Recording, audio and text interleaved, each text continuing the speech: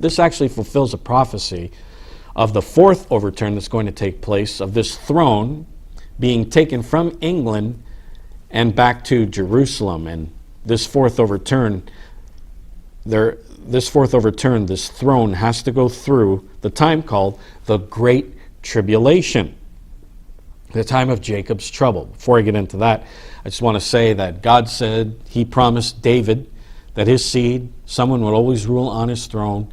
And as we see in history, in Bible prophecy, God kept his promise that there is someone sitting on David's throne ruling over the house of Israel. And the house of Israel is, of course, the United States and the British Commonwealth of Nations. So here God has kept his promise, and there is someone sitting on that throne. Now in Isaiah the 22nd chapter, here we see an interesting prophecy about two characters here.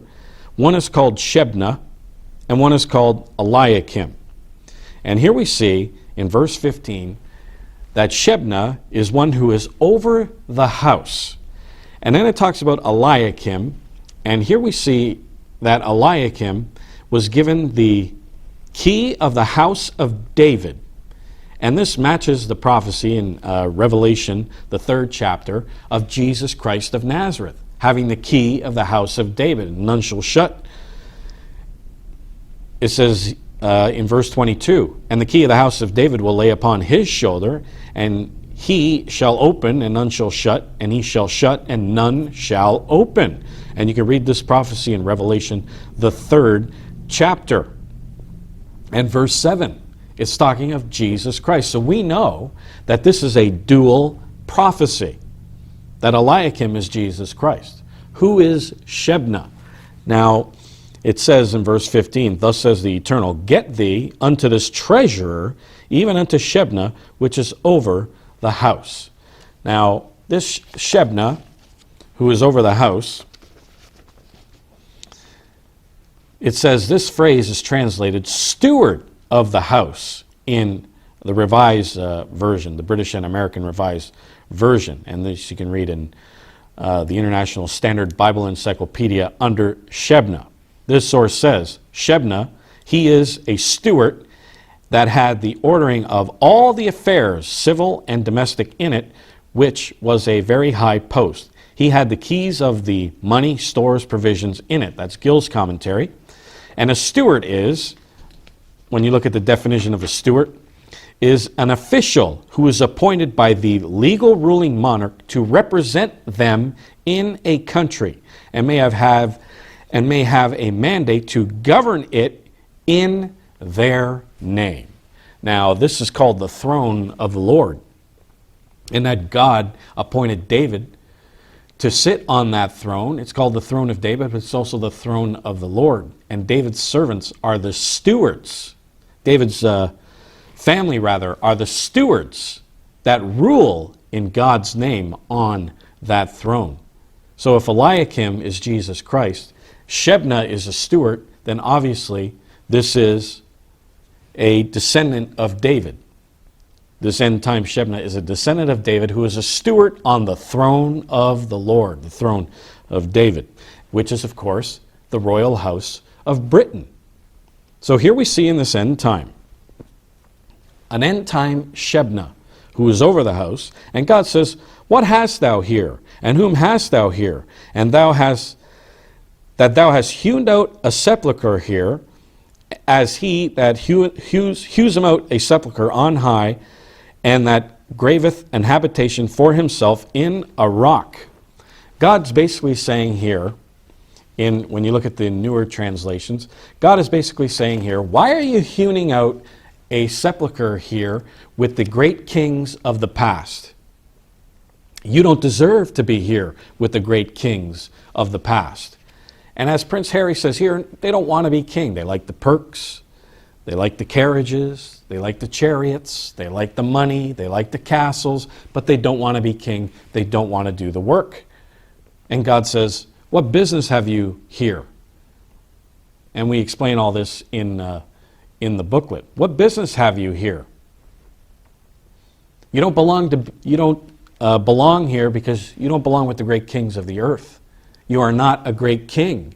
And you look at the royal family. Their position now is ceremonial. They don't even govern anymore. It's ceremonial. They give out medals, they do charity work, but they don't govern. They leave that up to the prime ministers of the Commonwealth. And God's saying, you're hewing out a cistern here, a sepulchre here with the great kings of the past? You don't deserve it. You don't even want to be king. You like the perks. It talks about here about the chariots. They like the perks. And God says the chariots are going to be your shame, this prophecy says. All those perks are going to be your shame and not your glory. Now notice what God says here in verse 17. Behold, the Eternal will carry thee away with a mighty captivity and will surely cover you. So here God says that this royal family, the stewards over the house, which is the line of David, are going to be taken away in a mighty captivity. God says in verse 18, he will surely violently turn and toss thee like a ball into a large country. There you shall die, and the chariots of your glory shall be the shame of thy Lord's house. So here God says they're going to die in captivity. They're going to be taken away as slaves. And there's other prophecies in Deuteronomy saying that the king is going to be taken away into captivity, and they're going to be slaves, and they're going to die in that country. Verse 19, I will drive thee away from thy station, and from thy state shall he pull thee down. Here again, the throne of David being pulled down for the last time, pulled down, as Jeremiah did. He pulled it down, but then there was a bending, an overturn, a twisting into another place. Here we see the pulling down of the throne of David again, brought to ruin, but it's going to be bent, it's going to be twisted into another place, into Jerusalem, where the end-time Eliakim, Jesus Christ, is going to come and plant that throne back into Jerusalem. It says, I will drive thee, pull thee down. And then it says, and it shall come to pass in that day, and that's always a symbol of the end time, that I will call my servant Eliakim, the son of Hilkiah. So that's Jesus Christ of Nazareth, Revelation 3, verse 7. It's not Herbert W. Armstrong. It's not Gerald Flurry. It's not whoever. It is Jesus Christ of Nazareth and no one else. Notice verse 21. I will clothe him with your robe, and the biblical commentary says that these are royal robes, and strengthen him with thy girdle, royal girdles, and I will commit thy government into his hand. So here we see the steward has a government, and he has a throne, and he has royal robes. Obviously, this steward is of the line of David, the throne of David. I will commit thy government in his hand. He shall be a father to the inhabitants of Jerusalem. So here we see this throne being bent over, overturned back to Jerusalem and to the house of Judah, back into Judah. It was planted in the house of Israel. It's going to be overturned back into Judah. And the key of the house of David will I lay upon his shoulder. So he shall open and none shall shut, and he shall shut and none shall open. That's a prophecy of Jesus Christ, Revelation 3, verse 7. And it says that it shall be no more overturned till he who comes whose right it is. That's Jesus Christ. Luke, the first chapter, verse 32. So this is Jesus Christ, obviously. Verse 23. And I will fasten him as a nail in a sure place, and he shall be for a glorious throne. So he's taking that throne, glorious throne, to his Father's house. So obviously this is Jesus Christ, because he's coming to inherit the throne of his father David. Eliakim is Jesus Christ. Here we see him, his throne being fastened in a sure place. It's the throne of David. That Shebna was over, but now Eliakim has, and that's Jesus Christ. In that day, says the Eternal of hosts, shall the nail that is fastened in the sure place be removed. Now all biblical commentaries will tell you that this is talking now about Shebna, that his nail was in a sure place. As God says, it shall be no more overturned. Nail in a sure place, but it shall be removed. The overturning from England to Jerusalem. And it'll be cut down and fall, and the burden that was upon it shall be cut off, for the Eternal has spoken it. So here we see the line of David, the British royal house, be taken into a mighty captivity.